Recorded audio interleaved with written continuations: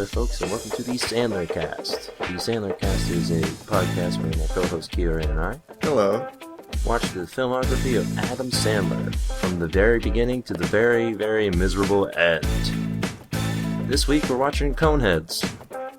Oh, this was a movie. This is very generously called an Adam Sandler movie because Adam Sandler's in about a minute, maybe.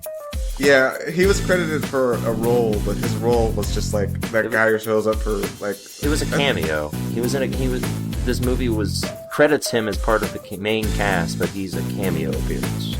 He appears for like less than a minute.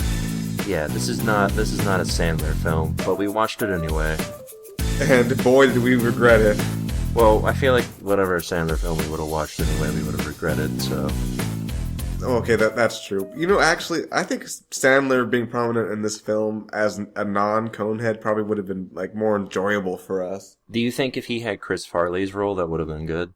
That would have been funny? That would have been good. I mean, Chris Farley was fine in his role, but it's just that nothing about this movie is funny. Yeah, this movie wasn't fun. I mean, I don't know. I guess we were just hoping for the Sanders, and not Sanders. The Sanders? Sanders. Colonel Sanders? Yes. Bernie Sanders? You were hoping for Bernie Sanders to be in the movie? Well, Bernie Sanders would have been really good in this movie. Yeah. I didn't mention we're recording on the highway today. Yeah. We're in the back of a moving truck. We got kicked out of the studio. We're in the back of a moving truck right now, so if there's a lot of noise, bear with us. Well, yeah, this is life on the road. Mm-hmm. Yeah, we don't know where we're going, but we know that we're recording. Yeah, we're talking about Bernie Sanders and how he should have been in this movie. He could have been. I mean, he wasn't as popular then, but he could have been in the movie. Yeah, he could have talked about the 1%. Yeah, the 1% of the cones. Yeah. For too long, the 1% of your head has been covered by cones. It's time for the 99% of your head to reach the 1%. That's what he would have said, and it would have been a way better movie than what we got. It's true. What if he was one of the Coneheads? What if he played, like, the dad? That would have broken me. Yeah.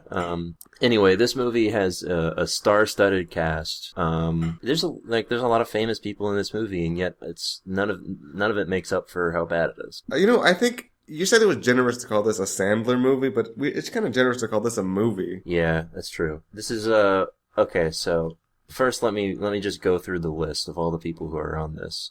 Oh, first off, we should mention that the Coneheads itself. This is a movie that was made in 1993.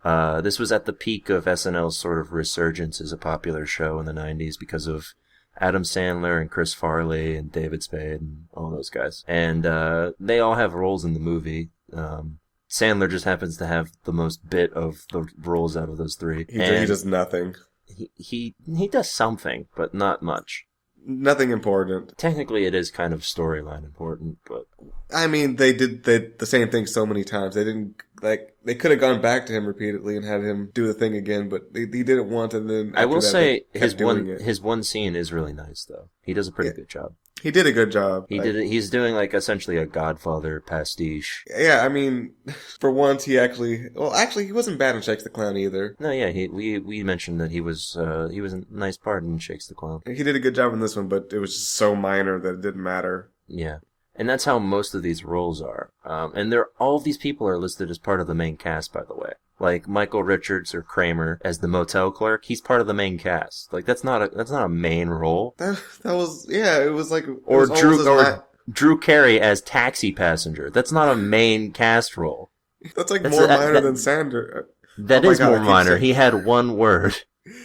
He is like, "Hey, go," and then that's it. Yeah. Anyway, so the Coneheads was a popular sketch in the original 70s heyday of SNL. It starred Dan Aykroyd and Jane Curtin as the parents, and they returned for the movie. But if you're wondering why Lorraine Newman, who played the daughter, is not in... Well, she is in the movie, but she's not playing the daughter. It's probably because this movie is made 20 years after the sketch. That's kind of a long time.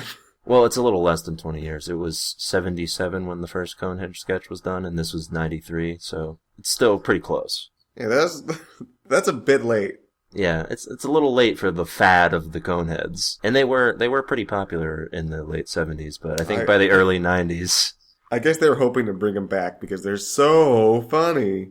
Yeah, that's the problem with the film too, is that like, yeah, the Coneheads are funny for a 5-minute sketch. Yeah, They're I mean, not funny for an 83-minute film. Yeah, they could be funny as like a sketch or as like a minor character in something, but as the protagonists who you have to sit there and listen to and watch for an entire hour, you're done with them after a few minutes. You're done with them. Yeah. Now, this isn't the first movie that was made off of an SNL sketch. There was the Blues Brothers in the 80s that was a good one, but this is not. And then there was, of course, Wayne's World, which came out a year prior to this and sort of set off a whole bunch of 90s SNL movies that were all bad other than Wayne's World. Yeah, and yeah. And this is the first one after Wayne's World. They started an awful trend. Yep, a very awful trend. It was this, and then I think it went all the way till The Ladies' Man in 2000, starring a young Will Ferrell.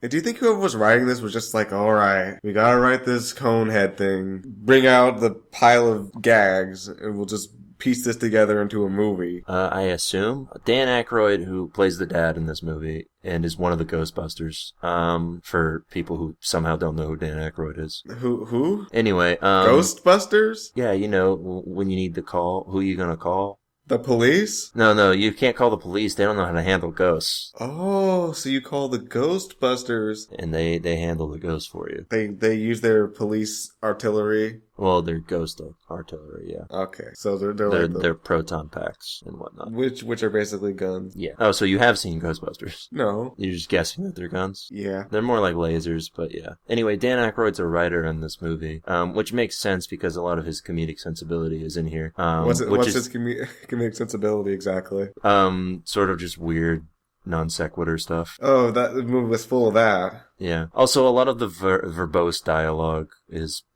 sort of his trademark. Yeah, one of the jokes in this movie is they just say things in like very long and strange ways. Well, yeah, mainly because they're aliens, you know. Don't you get it? Yeah, I get it. I got it. I got it. I like, they made the joke in the first 5 minutes and I got it. I got the joke, Swanson. Yeah. And then they continue to make the joke. Anyway. Again, and again, and again, and again. As I said, a star-studded cast. I'm just going to list all of the people who are in this movie. Dan Aykroyd, Jane Curtin, Michelle Burke, Michael McKean, otherwise known as the brother in Better Call Saul, for Keogh, David Spade, Chris Farley. How did the brother from Better Call Saul go outside in this movie? Well, this was before that. Oh, so he didn't go crazy yet. Yeah, this is actually the brother from Better Call Saul as a immigration agent. Okay, yeah, now it makes sense. Before he became a lawyer. Yeah, David Spade, Chris Farley, Sinbad, Michael Richards, Phil Hartman, Adam Sandler, Jason Alexander, Lorraine Newman, Garrett Morris, Drew Carey, Kevin Nealon, Parker Posey, Ellen DeGeneres, Tim Meadows, John Lovitz, and Tom Arnold are all in this movie. They had a lot of men in this movie. Not a lot of women. They had some women, too. So, like, occasionally. They had a lot of boys, too. Yeah, there were a lot of boys in this movie. So many boys. Yeah, too many boys. Yeah, I was concerned. too many boys. There was a concerning amount of boys in this movie. That's not really true. Every scene I saw a boy walking around. Like, the Cone Boys. Were there really a lot of boys in this movie? Yeah, it was the Cone Boys. No, they're all men. Oh, okay. They went from boys to men, Keogh. Oh, that's what that means. Yeah, it's not just a popular band. Okay, I get it now. Anyway, yeah, and then I guess we can talk about the movie if you want. What is there to talk about? So it should be mentioned that the Coneheads sketches in the 70s were the mom and dad Conehead and their daughter already living in suburban America. So the movie, the first like half hour of this movie, is just an origin story for the sketch. And by origin story, we mean they just did a bunch of like gags about them being aliens for half an hour. Yeah, it's pretty much a very blunt immigration joke until, of course, it becomes very obvious, and when the actual INS shows up. Yeah, but yeah, it just has them doing kind of like bizarre and gross stuff, like. They get into the motel and then like they just start eating things and like toilet paper and the soap and I think razors. Yeah, it was like the dad turned his mouth into a vacuum cleaner and just sucked in the toilet paper and ate it. Yeah. And did you laugh at that? No. Neither did I. Do you think someone out there looked at that and laughed? I mean, I imagine somebody did somewhere. We need to like find, and I want to hear from you. Yeah, we need to find this person, have them explain to us how that's funny. Yeah, this movie is just weird, and it's weird in the worst possible ways because there's nothing very particularly funny about most of the weirdness.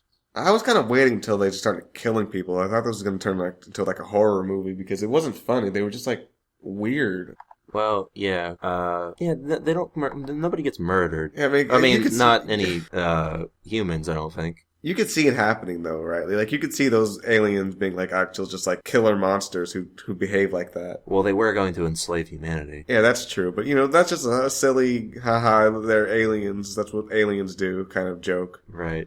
Anyway, we open up with a NASA employee who's watching Star Trek because, of course, all NASA employees, they just love those space shows. Well, that's why they got into NASA. They were just like, man, I want this to be real. Let's join NASA. Yeah, they were just like, boy, I wish I was Captain Kirk. Oh well, I guess I'll join NASA instead. Do you wish you were Captain Kirk? I wish I was Captain Kirk. Do you that wish is illogical. That is illogical. You should be Spock. Why? Why would I want to be Spock? So you could be logical. Yeah, but Captain Kirk gets all the ladies. Oh, yeah, okay. Does Spock ever get ladies? Well, yeah. Don't you remember the episode where if Spock mates with somebody, he dies or something? Look, I'm not a Star Trek fan. I want you to repeat that episode description for me. Or if Spock mates with somebody, he dies or whatever. Sounds like a gripping plot line. Yeah, I mean, that's pretty much the synopsis for the Coneheads movie, too. Oh, yeah, these aliens land and whatever. I cannot bone or I will die. Yeah, that's a quote from the Star Trek episode, right? Yeah, okay. Sex is most illogical. Actually, sex is very illogical. If the purpose is procreation. Otherwise, it is illogical. Yeah. Okay, so anyway, what the NASA employee finds is a spaceship that's being piloted by Coneheads, the titular Coneheads. And they don't like it. Nope. And then they end up crashing their ship for some reason, and luckily they crash into water, but they can apparently just swim. Oh, that's convenient. Yeah, it's nice that they know how to swim immediately. They're not like aliens from like that M. Night Shyamalan movie where they hate water and are allergic to it or something. It would have been better if they just died. Just right there, and that was the end of the movie. Yeah, and then it just shows the images of NASA guy. Yeah, I want to know more about this NASA guy. Or it just shows like them filming Star Trek. Like it's on the screen. They're filming the screen. They're just filming an episode of Star Trek. Yeah, and like it kind of has a guy. You're watching a guy watch an episode of Star Trek. Yeah, he's kind of in frame, but you mostly see the Star Trek screen. And like occasionally he'll get up and like get something, and then like sit back down. He'll pause it. Yeah, he'll pause it, get up, and get something.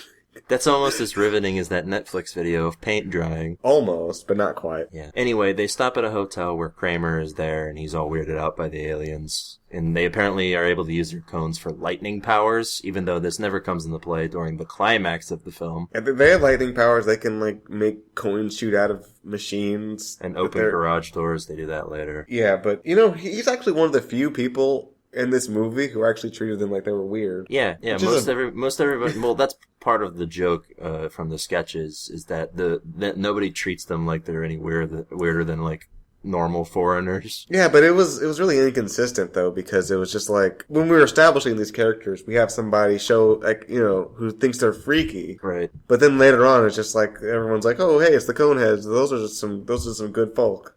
Yeah.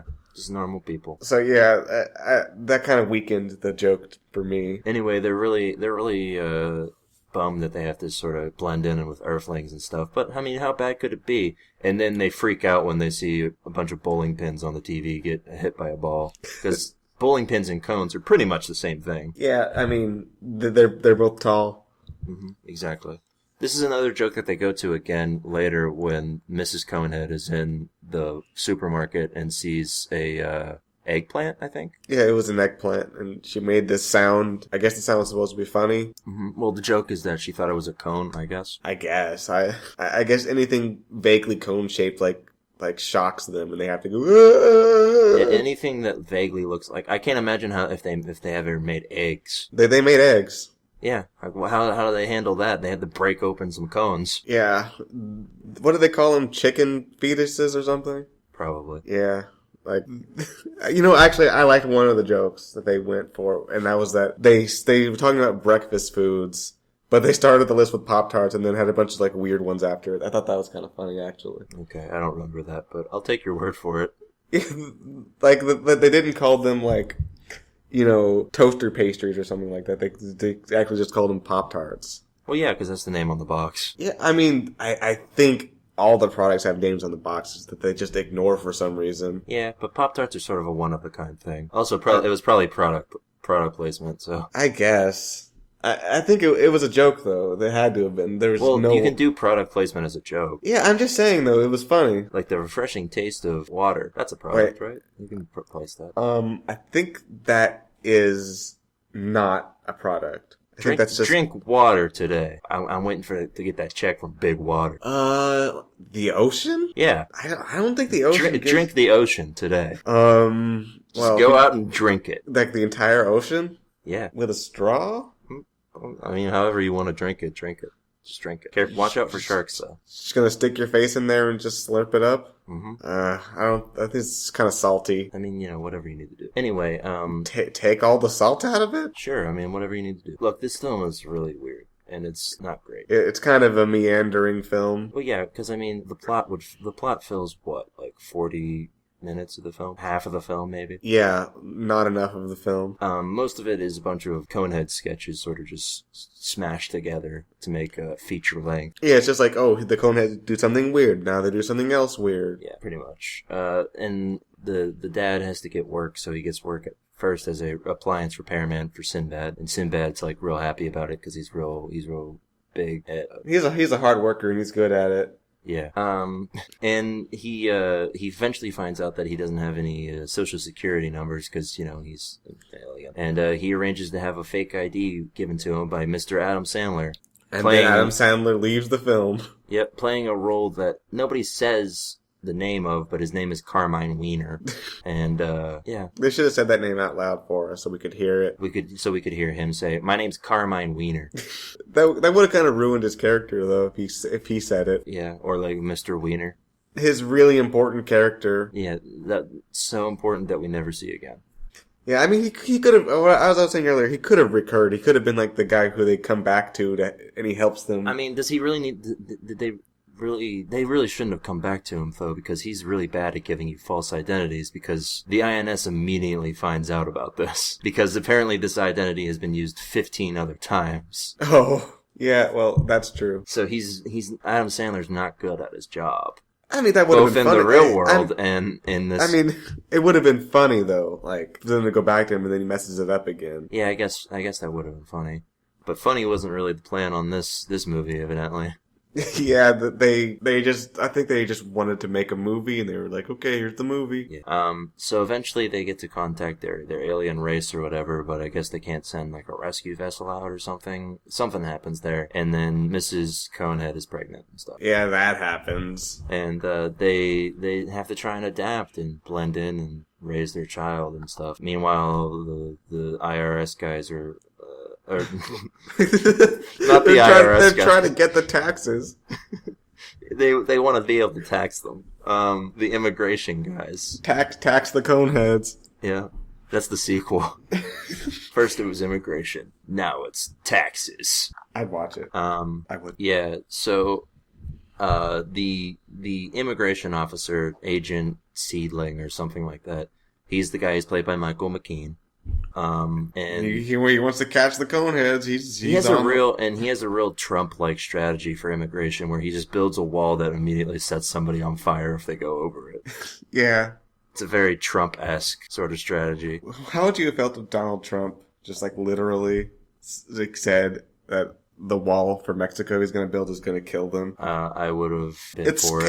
It's going to have a door. A big, beautiful door that'll kill them. When they go through this door, this big, this beautiful, greatest door you ever seen. Believe what they don't notice is it's a guillotine. Yeah. That'd be pretty great. So the bad guys of the film are essentially immigration control. That's the villain of the film if there is an antagonist. And I mean that's pretty much that's who we're rooting against. And so they have to flee because they eventually find out that they live in a trailer or whatever. How boring was this immigration? Like, basically, that was the main conflict of the movie, but it was just so boring. Well, I mean, there was like no. Like, I don't think they even had really very many jokes about it. Even no, I don't remember any.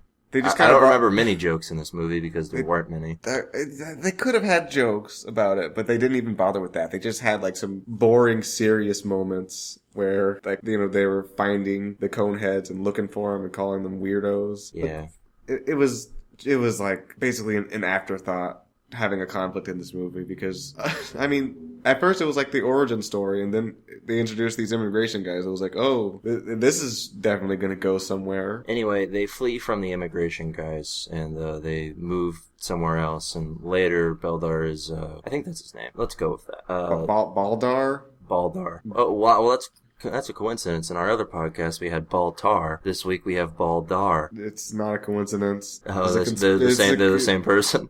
Yeah, it's the same person. Oh, wow, I didn't even notice. He's the traitor. Mm-hmm. Also, you can always tell what decade it is based on how fat Dan Aykroyd is. And he's looking plump in this movie. Yep. And, this is, I know who that is. He's the dad. Oh, okay.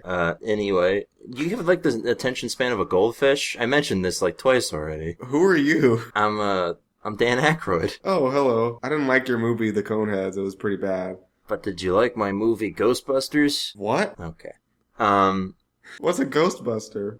Refer back to the first 5 minutes of this podcast. Alright, I'm gonna go listen to that. Yeah, just repeat your own recording and listen and take a listen. You're the Ghost Cops. Yeah, yep. That was the original title, Ghost Cops. You're solving ghost crimes. Yeah. In the ghost neighborhood. A lot of ghost homicides. Yeah.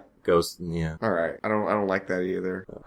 So the dad is a taxi driver and whatnot, and they're living in, like, his boss's basement or something. And, then this scene happens where, her water breaks or whatnot. Oh, that was the grossest scene I've ever seen. Yeah. It was, it was something. Yeah, her water broke, and it wasn't just a little bit of fluid. It was like it flooded the entire shack. Uh-huh. And it was gross. I didn't like it. I was like, ew. Keen insight. Yeah. Well, what do you have to say about it, Swanson? It was gross. How gross was it? It was, mondo gross. Mucho grosso. Yeah, it was nasty. It was bad. Anyway, they go to the hospital where what appears to be the entire hospital staff is, busy tending to Mrs. Conehead as she gives birth to her child. And I'm curious how many people died while the entire hospital staff was busy with this one patient. I'm sure they were fine having nobody looking after them for that probably very long delivery. Yeah. I mean, I don't know how long Conehead deliveries are, but it seems very... Seemed very arduous at the very least. Yeah. Also, this was an excuse to just do jokes of like, oh, they may be aliens, but some things never change. Have you ever... Now, I've never actually been in the room where somebody was giving birth, but I'm willing to believe that at least a decent amount of times do not end with the mother cursing the father for giving them the child. Are you sure about that, Swanson? I mean, it's happened in a lot of movies, so no. Movies are real. Like, they actually happen. All of them? All of them. Even the ones that, like, contradict each other? Yeah. Oh. They're just, those movies where they have like, those shaky cam horror movies where they have somebody who's apparently like walking around filming it? Yeah. All movies are like that, but in some cases the person who's filming is actually like competent at it. Yeah, he's not shaky. Yeah. Well, yeah, some movies are filmed by like shaky people, and some movies, you got a steady hand. Yeah, so they're all real though. Every single one. Man, I didn't know this. So if you ever saw something fantastical and unbelievable in a movie, it actually happened. It got caught on camera. That's proof. Man, I can't believe Cloverfield was an actual thing that happened. It was. Anyway. You know what else was real? Coneheads? Yes. That's depressing. Yeah, it's pretty awful. That also means that Shakes the Clown was real. And Going Overboard. Yep, all real. Equally awful things. No, Going Overboard was worse than Shakes the Clown. Well, yeah. But, still bad. Yeah. Going Overboard was still worse than this movie, by the way. That movie was bad. That was so bad. But yeah, this movie is a letdown after Shakes the Clown, which was a surprisingly okay movie. Yeah, I mean, the second half was like the okay part. The first half was just, what? The first half, basically this movie was like if Shakes the Clown's first half was the entire movie, but also it was just weird, gross alien instead of clowns. Yeah, instead of weird, gross clowns.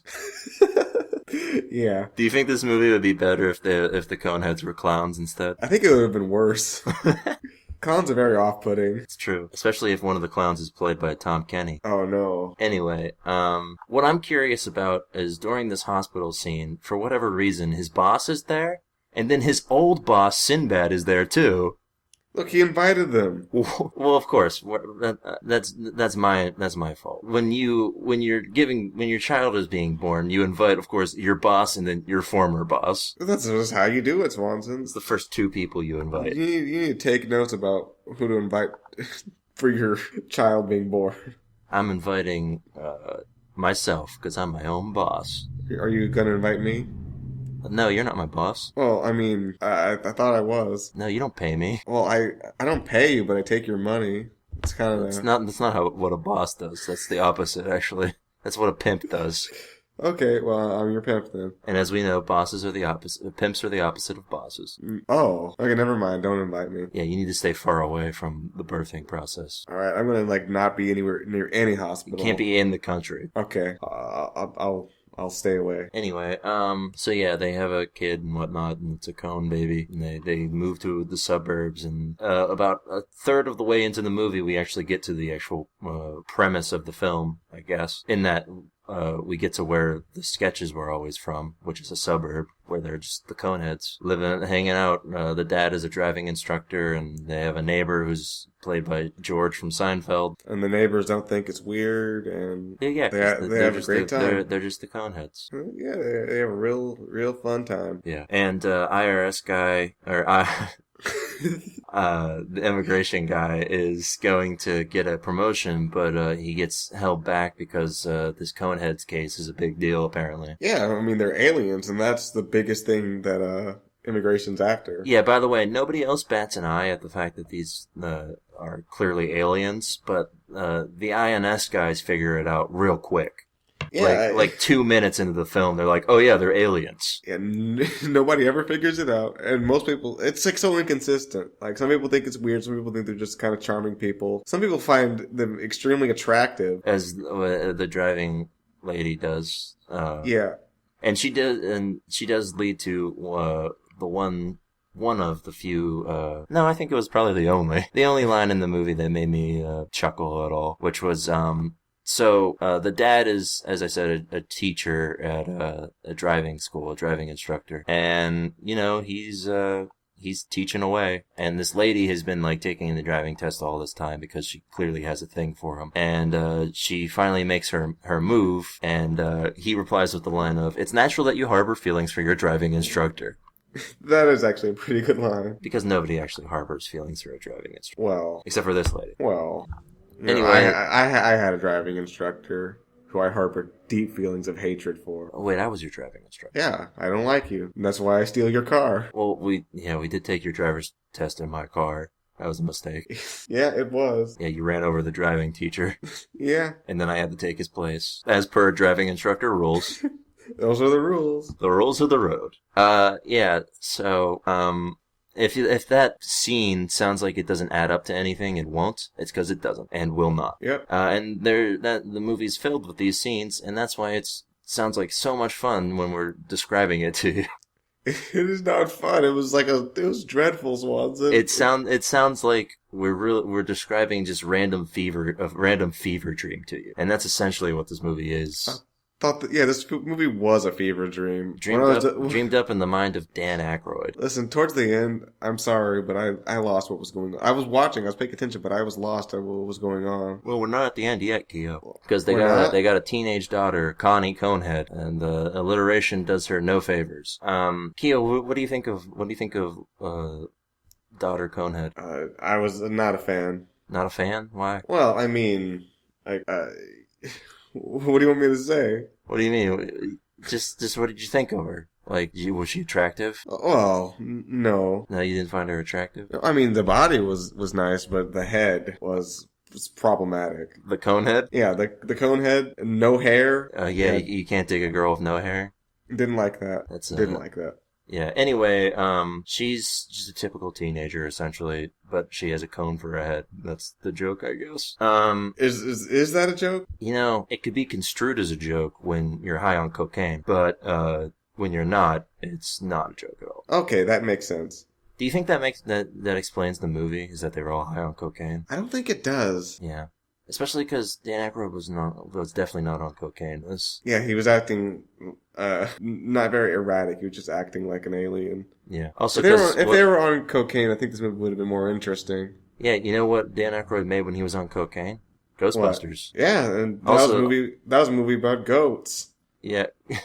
Goat Busters. Yep, that's the movie. Anyway, so all of these random scenes are just sort of happening when they're living in suburbia. The dad wants to win a golfing trophy. The daughter is dating Chris Farley, and who was very impressed with her ability to eat sandwiches really quickly. And also her ability to just randomly name off parts of cars. Yeah, I'd be all over her. Yeah. If not for the head. Right, of course. Yeah, we all know how much of a car nut you are, Keo. Every time I come over to Keo's place, he's working on a car, mostly mine. He's taking parts off of it. And I don't put them back. No, you just take them and sell them. Yeah, I hope you appreciate how I do that for you. I don't have a bumper on either a front or a back. I'm taking off the parts so you can get better ones later. When? Whenever you buy them, it's like I'm doing half the work. Yeah, but I didn't need new bumpers. Yours were old. They were part of the car. I took them off. It's a 2002. Of course they're old. Look, I took the bumpers. You can get new ones, and they're going to be shinier. Okay. And Mrs. Conehead is feeling enthused with her lifestyle. I don't know what's going on with Mrs. Conehead during this. I don't either. There's like she's basically being an unhappy married mom. Yeah. I guess that's the joke, except it wasn't a joke. It was just what was happening. Yeah, but how about that Conehead sex scene? Oh, that was dreadful. Luckily, we don't get to see any of the actual sex, but we do later get to see Dan Aykroyd's flabby ass, so that's nice. Is it nice? Well, it's nice that they covered it up by making it look more alien, so. Yeah, and yet somehow even grosser than if we had just seen his normal ass. Stop talking about it, please. It was not great. It was a bad time for bad people. Yeah, it didn't need to happen, and I'm terrified that we got to see it. It's haunting. Yeah, I don't like being haunted. Like, personally, being haunted is not something I look forward to. Look, we're not going to describe it, so if you want to look it up, just look up Conehead's Dan Aykroyd's ass, and I'm sure it'll come up. Let's hope. Whenever there's a butt in a movie, somebody archives it. Right, yeah, on buttarchive.com. I hope that's a real website. That you should definitely go visit, because it's definitely going to be something you're going to want to look at. Yeah, of course. And there you can find, all the butts that you ever dreamed for. Which is probably a lot. Yeah, lots of butts, including Dan Aykroyd's. Mostly that one. Almost all. Like they just put it on over and over again on the site. Yeah. Anyway, so all this stuff happens, and none of it leads to anything in the end, other than the golfing, which has a tangential relation to the end of the film. But yeah, this stuff is just all nothing relates to anything else. Mess. It's a mess of a movie. It's just here's a gag, here's a gag, here's a gag. Oh, so here's a little bit of story. Now here's some more gags. And the problem with it is that, for one thing, none of it's funny. None of it ties into anything else. It's like the screenwriters never actually went to like screenwriting school, and they missed the first day. Like, they got all the other stuff down, like jokes and like where to put them in the movie, but they missed like the first week of like pacing and like how to actually set up a scene so that it pays off later. If nothing is if a scene in your movie doesn't lead up to something later, or it doesn't have a purpose for like a character, then why is it in the movie? Why am I watching it? Well, it's because it's funny. You gotta put them jokes in, Swanson. Like, if you don't have jokes, you don't have a movie. And the joke should absolutely not tie into anything else in the movie, ever. Well, yeah, that's for both. A joke should never teach you about a character or about the world. It should just be just a gag.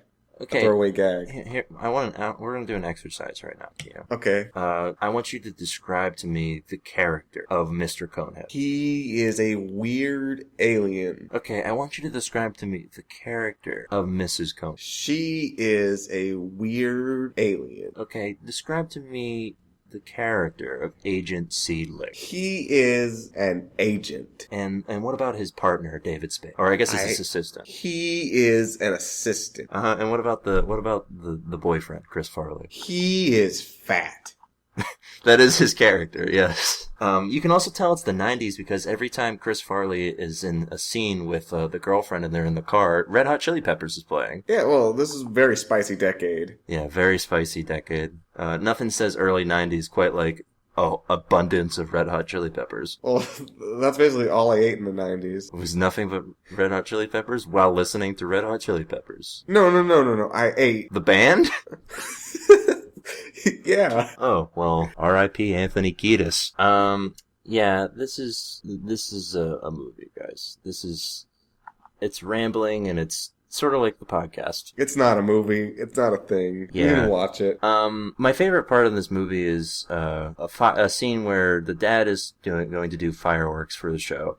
And he sets off one little tiny firework that creates like a supernova. But we only see the beginning of the supernova, and then after that point, the effect becomes too expensive to show, and we just see nothing but reaction shots. Yeah, I mean, we're much more entertained by reaction shots than special effects, Swanson. Yeah, and it's not even like the special effects in this movie are particularly bad or anything. In fact, that's the one sort of okay spot in the movie is that for early 90s, these are certainly early 90s effects. That's kind of a backhanded compliment, Swanson. What do you mean? It's like, oh yeah, you're a real early 2010 guy, Swanson. Wow. Yeah, thanks.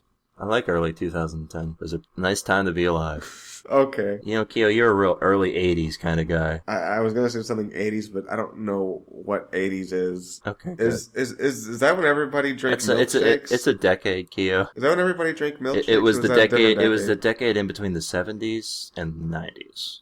Is that the movie where the music was like...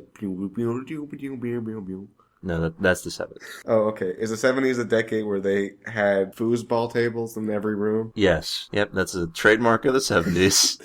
Okay. Foosball this, foosball that. I'm learning about my decades now. Yeah. Anyway, so eventually the immigration guys come back into the plot because they remember that, oh yeah, we need to end this thing with by wrapping up the story that we had. Yeah, there was a conflict in this movie, I guess. Yeah, we'll get to that conflict and its resolution in a second. But yeah, so the Agent Seedling and David Spade, his assistant. By the way, David Spade and Chris Farley get more time than Adam Sandler in this movie. I just want to say that one more time. Yeah, this is a very dreadful movie for the Sandler cast because Sandler basically wasn't in this movie. We watched this movie on the premise of Adam Sandler being in, I don't know, I was expecting I was kind of expecting a bit part, but I wasn't expecting that bit. Yeah, I mean, he what if Sandler was the immigration guy? That would have been alright, I guess. I don't know if he could have pulled it off, because he looks really young in this movie. Yeah, that's true. Like, he barely looks old enough to be Carmine Wiener.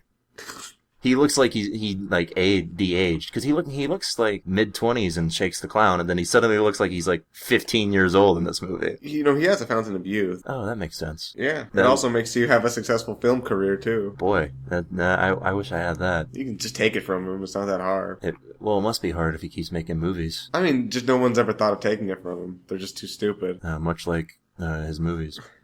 Yeah. Anyway, he actually, what I'm guessing is that's his plan. He's going to put out really dumb movies so that when people watch them, they become too dumb to steal his fountain of youth from him. That is a pretty devious plan. I think it's working. Only someone as devious as Adam Sandler could pull that off.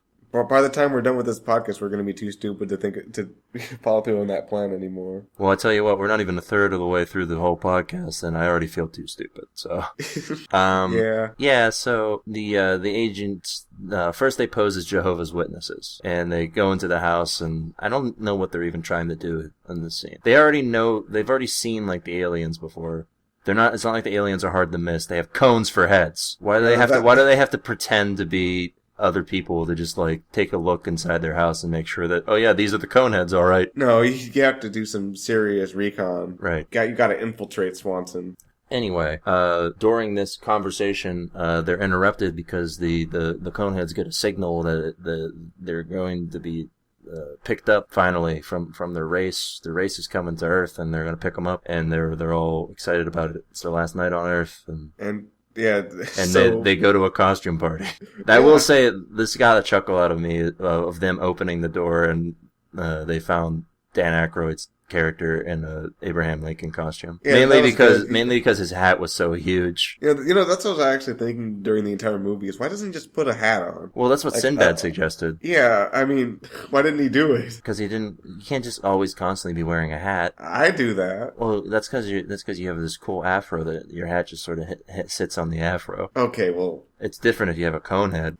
I mean, if you're trying to hide, I think you'd want to wear a hat. Yeah, I guess. I guess that's the joke is that they don't even try to hide it and people somehow, like... Well, when people question their weird behavior, they just say they're from France. And that seems to work out for them, so... I guess that's funny in some sense that doesn't make me laugh. Yeah, I guess. Anyway, daughter Conehead and Chris Farley are about to do it, and the dad and the mom come in and they're all angry and stuff. Oh yeah, and there's a costume party or whatever. Yeah, there's just stuff happening. These things are being thrown at the screen at such a high velocity that if you blink, you'll miss them. I think I missed like almost all of them. And the INS guys show up and just in time because the aliens are there too, and they're gonna take the Coneheads. And then like this thing happens on their home planet. Well, yeah, they get sucked up like Close Encounters of the Third Kind style, and the agent and David Spade are just like, hey, you're not getting away, and they just jump onto the car that's being sucked up for some reason. They jump up on there because the writers were like, well, yeah, this is how we'll resolve this plot line, even though they don't in this scene on the home planet at all. Yeah, I guess they just needed to put something climactic in the movie. That's the whole purpose for all of this. But they felt, going back to their home planet. Well, yeah. This is the one screenwriting thing that makes sense, which is that they keep mentioning their home planet, so obviously you get to see it. That's what I was gonna say. Is like, they were paying attention to some of the screenwriting class, but they ignored the actually important parts of it. Yeah, because nothing ties together in the end. Yeah. So, the dad has to go see the High Master, and the High Master is really impressed with his work on Earth until he sees that he got his teeth capped. Oh, no. And that's considered treason, I guess. And somehow he didn't know that, I guess. Yeah, and then he has to fight, essentially, the Rancor. And he does. Yeah. And he defeats it with golf. Yeah, he defeats it with the mighty golf. That scene is something. It's a great deal. Mainly because 3 other people go before him and face this creature and just immediately are murdered. And he manages to last longer than all of them and also accidentally poke the thing in the eye somehow. Because apparently, let's keep in mind, by the way, if we haven't mentioned it yet, Dan Aykroyd is fat. He's not in great shape. He's not ready for a combat battle. Yeah. He's just sort of moseying around and this monster somehow doesn't catch him. This monster that's just been tearing everyone apart. Yeah, and then he defeats it with golf. Yeah, he defeats it by golfing a rock into his mouth. And then, like, hitting it. What? No, he just hits it. At first he pokes it in the eye, and then he throws a thing, and then he gets a hole in one. While it's choking, he hits it, and it falls over. Oh, sure. I'll take your word for it. How you remember that, I don't know. Because I was confused by it. And then, it's dead, and he gets a wish. He gets one request, and his request is to return to Earth and conquer it, and he decides he's going to take the seedling back as his minion, and but they leave David Spade behind, but don't worry for David Spade, he becomes the High Master's assistant. Yay for him! Yeah, yay for that guy. And that's a very important character moment, don't you know? It is. I was very invested in what was happening with whoever that is. Yeah. And yeah, it's great stuff. They leave. He rigs his thing so it explodes or whatever, and the other cone boys think he's dead, and then he just goes and lives life on Earth. Oh yeah, and then by the way, they resolve all of this. The crux of the movie, pretty much, the whole protagonist-antagonist relationship with the dad Conehead saying to Seedling, listen, you're going to give me a green card. And he just says, oh, okay. Yeah, well, that's the best way to resolve a conflict. It's just in 15 seconds. It really makes the whole movie feel important. Yeah, he should have done it at the beginning. Just said, you're going to give me a green card, and it would have been over. We wouldn't have to watch this. Well, no, because they didn't have the bonding experience of him watching him fight an alien, and then that happened. That's a true bonding experience. Is watching someone else fight an alien. So I said, if I ever watched you fight an alien, I wouldn't even want to take your car anymore. Oh wow, I better find an alien quick. Does it have to be like any alien, like an illegal alien? Nope. Just like if I fight like a Mexican. Oh no, I wouldn't like that. Oh why? What if the Mexican deserved it? Oh, then I like it, but I wouldn't feel bonding over it though. Oh. I'd just be impressed. Impressed enough to not take my car? No, I would immediately take your... I'd probably take it while you're beating him up. Like, once I would know that you're going to win, I'd just, go take your car. Oh, that's distressing. It shouldn't be. What do you mean, why shouldn't it be? I need that car, especially if I just beat up a Mexican guy. Or really any guy. Because I want the car. Why? It doesn't even have bumpers. I have the bumpers. I can put them back on. Why don't you? Wait, you still have them? Yeah. Well, I thought you sold them. No. So you took them off my car, and okay, I don't care anymore. Yeah. So the movie ends with the Coneheads are all happy. The Chris Farley and the daughter are going to prom or whatnot. And, it ends with them being all happy, and then it ends with some Frankie Valli to end on the credits. So at least we got that. At least we got a nice Frankie Valli song. And yeah, that's the movie. It was quite a movie. Yeah, it's real great stuff. It wasn't. Yeah, and if you stick around for the end, Keo, you get a nice Coneheads song, and boy, is it fun. It's not fun. I didn't stick around. I was gone. As soon as the credits started playing, I was done. Keo, haven't you learned anything from the Marvel movies? Yeah, when you watch a movie that you like, you stick around for after the credits. Oh, I thought that was just all movies in general. No, only when you actually want to see more. Oh, well, boy, have I been doing it wrong. You really and truly have. Minutes of my life wasted. Mm-hmm. Yeah, some would say hours. I certainly will at the end of this podcast. That'll be the last thing I say for the entirety of the Sandlercast, and then I'll die. Yeah, you know what my last words are going to be? What? I'm old! Even if you're not old? I'm going to be old. Well, I mean, let's not forget the prophecy, Keo. You're supposed to die sometime during the recording of these of the Sandlercast. It's going to rapidly age me, I'm sure. That's true. I do already feel like I've grown 20 years in the making of this podcast. Just this episode. Yeah, like, I see some gray hairs on you, Swanson. Yeah, well, I see some gray nose hairs on you. Oh, gross. Yeah, pluck those, you weirdo. I will. I didn't even have nose hairs when we started. Yeah, that's what this movie will do to you. Dang. Anyway, this is, it's not a great film. It's not bad. Or it's not good. It is bad. It was a bad time. Yeah. So Keo, this is obviously the third Adam Sandler film we've watched. You want to call this an Adam Sandler film? And this ranks. I would say this ranks in between the two that we watched previously. It is. It's better than Going Overboard, but worse than Shanks the Clown. Shanks the Clown? Yeah, not Shanks the Clown. I think we watched two different movies. Shanks the Clown was a very violent prison movie. I would watch that. I watched it. It was really good. Yeah. It was a sequel to Shanks the Clown. Oh, that sounds great. Yeah. Anyway, yeah, so that's pretty much it for Coneheads. That's the end of Cone Boys. What a trash boy movie for trash boys. Yeah, it wasn't good. Anyway, next week we're going to be watching the 1994 crime comedy classic, Airheads. Oh boy, we had Coneheads, now we're going to get Airheads. Yep, so many heads. We're going to be regular head boys. From Coneheads to Airheads. I'm excited. They took the cones off, and you know what was in those cones all along? Air. Oh man, that's deep. This movie is Adam Sandler is, I think. Well, he's on the cover of the movie, or the poster. So he's one of the main characters, I would imagine. He doesn't show up for just 2 minutes. What if he does? I'll be very disappointed once again. It shows him, he's like, I'm in this movie too, I'm Adam Sandler. And then he leaves. I've heard about this movie, never seen it. I'm not quite sure what it's actually about. I think they're part of a band, Adam Sandler is, and It's a movie, I'm sure. It looks very mid-90s, so doesn't sound great. Got that to look forward to. And it also stars Michael McKean's back, so he'll be in it. I imagine he's the villain once again. Oh yeah, he's got to be the villain. Yeah. And it also stars Brendan Fraser, who is the guy from The Mummy. Who? And Steve Buscemi, who's Donnie from The Big Lebowski. Oh, I know him. Yeah, he has kind of a distinguishable face in that he looks like a pug.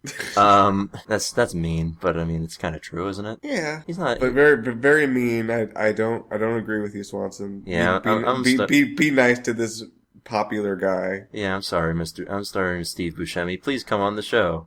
He's apparently good friends with Adam Sandler, so he's in a couple of Sandler movies. So this will be the first Sandler movie we see of Sandler appearance of Steve Buscemi, and so we can look forward to Airheads next week or the week after. I mean, and yeah, let's plug it up, Keo. Do some plugs. Is there a leak? Yeah, right over your head. You know what the leak is? Air. What? You're an airhead, Gio. Oh no. Yeah, what are you gonna do about that? I'm gonna fill my head with brain. Become a brain head. Yeah. Do you think that's another movie that they were planning on making? The trifecta in Adam Sandler's Head trilogy? That sounds like a pretty good movie. Brainheads. These guys have brains in their heads. And they're like really weird about it. Yeah. Everyone else is dumb except for the brainheads. They're really smart. Yeah. Adam Sandler plays against type as a smart person. Yeah. Yeah. So anyway, if you like this podcast, you can head on over to zestyaroma.com and give it a listen, again, if you like. Or you can check out, other Zesty content on that website. There's tons of it. Another place There's an entire gallon of content on that site. Yep, a zesty gallon. I bet you can't drink it. Yeah. Don't actually try to drink the content. If you put a straw through your computer screen, it will break. With enough force, I imagine. You probably need to use like a steel straw. Oh yeah, I forgot. Those are very popular, steel straws. You can drink with power. Yes. Another place you can find this podcast is the freakingawesomenetwork.net. I also write for the freakingawesomenetwork.net. Next week I'll be writing reviews for The Walking Dead and Better Call Saul, so you can look forward to those shows. You know who's on Better Call Saul? Agent Seedling. Yeah, it's the same character. Yep, very same guy. Sometimes fictional characters are also actors. Yeah, it's weird that Saul's real name is Saul Seedling. Yeah. Anyway, if you like the Sandlercast, you can listen to our sister podcast, TV Tuners, in which me and Hio look for the worst television show ever made. That is every other week. On the weeks that Sandlercast is not updated. You can check them out. Listen to both. You better listen to both. You can't. You have to. You can't. You have to. Like you're speaking like a conehead. It's not just that you can. Are you having a seizure? I'm dying. Oh, okay. Let me put you in the deathbed. All right. Time for sleepy sleep. Time for the longest sleep. All right. Okay. Anyway, yeah, you can check out the TV Tuners podcast. It's on iTunes. Sandlercast is also now on iTunes. So if you like iTunes, this is your go-to place. It's also on other podcasting places. I don't like iTunes. I love iTunes. It's my favorite tune place. You know what my favorite tune place is? The TV Tuners podcast. Oh, okay. I didn't know that was a place. Yeah, it's a place where you can go and listen to everything that we've done in the TV Tuners land. Okay. Oh, wait, there's a land now? Well, it's a theme park I'm working on, yeah. Oh, I'm excited for that. Yeah, there's gonna be rides. Most of them about Sonic Underground. Okay, sounds good. Anyway, yeah, you can rate, review, subscribe on all of them, the Sandlercast and TV Tuners. You should do both of them. Write reviews about how we've changed your life forever, or don't. And yeah, if you want to follow us on the Twitter space, I'm at Jesse Swanson. Keo doesn't have Twitter, but you can sort of get to him at Zesty Aroma on Twitter, and he'll take a look. I will look. I will judge. I will decide. And if you have any emails or any questions that you want to send to us, you can send them to us at the tvtunerspodcast@gmail.com. I'm lazy, so I just use the same email for both podcasts. Lazy boy. I'm going to sit in a lazy boy and I'm going to go to sleep. All right. Do it. that's my plan for after this podcast. So yeah, that's it for this week's episode. We'll see you in 2 weeks for Airheads, the thrilling conclusion of Coneheads. That's not what the movie is. We'll see you guys. We'll see you guys. It then. shouldn't be, but it should be. You know what I mean, Johnson. All right, see ya. Bye. It's over. I'm not saying anything after the recording.